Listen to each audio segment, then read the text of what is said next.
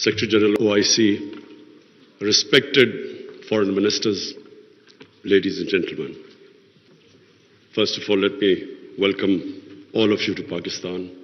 The irony is that 41 years ago, the extraordinary meeting of the OIC was held in Pakistan. It was discussing Afghanistan. And since then, all the troubles of Afghanistan started. No country has suffered as much as Afghanistan. 40 years of conflict. And then add to it recently prolonged drought, 75% of the people living off the land. And then, even before 15th of August, half the population below the poverty line. Years of corrupt governance. 75% of the budget supported by foreign aid. Now, a country in this situation, after 15th August, if the foreign aid dries up, the foreign reserves get frozen, banking system freezes, any country is going to collapse, let alone Afghanistan, which has suffered for the past 40 years. So I'm really glad all the speakers before me mentioned the gravity of the situation. Especially I would like to point out what Michael Griffith, the United Nations Secretary General, what he had to say, the figures he gave. So the point is that if the world does not act, this will be the biggest man-made crisis which is unfolding in front of us. It's a big responsibility on us, because not only is it the situation in Afghanistan as it unfolds, but it's our religious duty to help them. And I must say that we have to, and I speak to the United States specifically, they must de-link the Taliban government from the 40 million Afghan citizens. Even if they've been in conflict with Taliban for 20 years. But this is a question of the people of Afghanistan. 40 million human beings. And that's why it is very important that action is taken immediately. Already we are late. The Afghan winter, everyone knows, is extremely severe. And these preconditions the Taliban have to, unless they have an inclusive government, human rights, women's rights, do not allow terrorism from the soil. Unless these preconditions are met, the humanitarian aid will not flow, and their foreign reserves, they won't be allowed to have them, or the banking system won't be allowed to function. This is very important. That first of all, the one time I met the Taliban foreign minister, he categorically said that they wanted to comply with these three conditions. Now, the point is, we must understand that when we talk about human rights, every society is different. Every society's idea of human rights and women's rights are different. I just give you an example of the Pakhtunkhwa province, which borders Afghanistan, because the culture is similar, because Taliban is basically predominantly a Pashtun movement, and there are more Pashtuns on our side of the border. Now, the city culture is completely different from the rural culture. Culture in Kabul was always different to rural areas. Just like in Peshawar, it is completely different, the culture, to the districts adjoining the Afghanistan border. So I give you an example. We give stipends to the child's parents to put the girls into school. But in our tribal districts or the district adjoining Afghanistan, if we are not sensitive to the cultural norms of those people, even with stipends, they won't send their girls to school. But if we are sensitive to their cultural norms, without stipends, they're willing to send their girls to school. When we are talking about human rights and women's rights, we have to be sensitive about this. But my big worry is that unless action is taken immediately, and I mean immediately, because we've been saying this for now 2-3 months, unless action is taken immediately, Afghanistan is heading for chaos. Any government, when it can't pay its salaries of its public servants, hospital, doctors, nurses, any government is going to collapse. But chaos suits no one. It certainly does not suit the United States to fight terrorism. And we know ISIL is now a threat. It has been a threat. We have had attacks from Afghan border, from ISIL into Pakistan. So the only way you can control what is, and ISIL is capable of international terrorism. And the only reason you can deal with it is if there's a stable Afghan government. And same with Pakistan. Our worry is, and remember, Pakistan lost 80,000 people. We were the biggest collateral damage of the Afghan war. Our economy was shattered.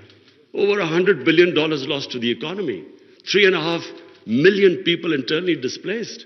Well, the last thing we want is chaos in Afghanistan, more refugees. We already have over 3 billion Afghan refugees.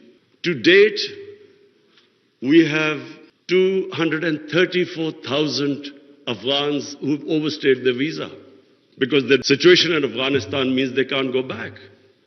And remember, this is a country, like most developing countries, who are suffering from the fallout of the coronavirus. COVID-19, we are all suffering from the impact it has had on world economies. So we are in no position to deal with this, another influx of refugees and terrorism. So my request to the international community, to the United States specifically, I know the Europeans are extremely sensitive. They understand the situation. There's a refugee problem not just in Europe, all over the world. So everyone knows that this chaos will lead not just countries like Pakistan and Iran. Other countries will also eventually have refugee problems. In much richer countries, you have 2,000-3,000 refugees and there's an issue. The far-right parties raise this issue about refugees. But we poor countries, who are struggling, whose economy is just about getting on their feet, how do we cope with hundreds and thousands of refugees? So it is in no one's interest that there's chaos in Afghanistan. And that's why I was very impressed by the Islamic Development Bank's suggestions of immediate, medium and long-term ways of helping the people of Afghanistan or making the economy sustainable. I would look forward to the foreign ministers that you will come up with a roadmap by the end of this evening. And that roadmap not only should be pushed by the OIC, by the United Nations, by the European Union, and by, of course, the United States. Because, as I repeat, chaos in Afghanistan suits no one. And finally, because I have this platform of the OIC foreign ministers, I would just raise 2 more points. One is Palestine and Kashmir. The people of Palestine and Kashmir look to us. They want to see a unified response from us about their human rights, about their democratic rights, rights which United Nations Security Council resolutions have given them, and unfortunately not implemented. We should, on every forum, raise our voices and a unified stance. I want to talk about Islamophobia. Unfortunately, the refugee crisis in Western countries has exacerbated Islamophobia. Islamophobia really started reaching a dangerous levels after 9/11, when terrorism and Islam were connected. When terms like radical Islam came, they connected somehow. Islam was responsible for terrorism and radicalization. So this connection has made life difficult for people living in Western countries, Muslims living in Western countries. The man in the street in the West cannot distinguish between what is a moderate Muslim and what is a radical Muslim. So you have stuff like in New Zealand, a man walks into a mosque and shoots 50 people. It's because this term, radical Islam, Islamic terrorism, they have to be delinked.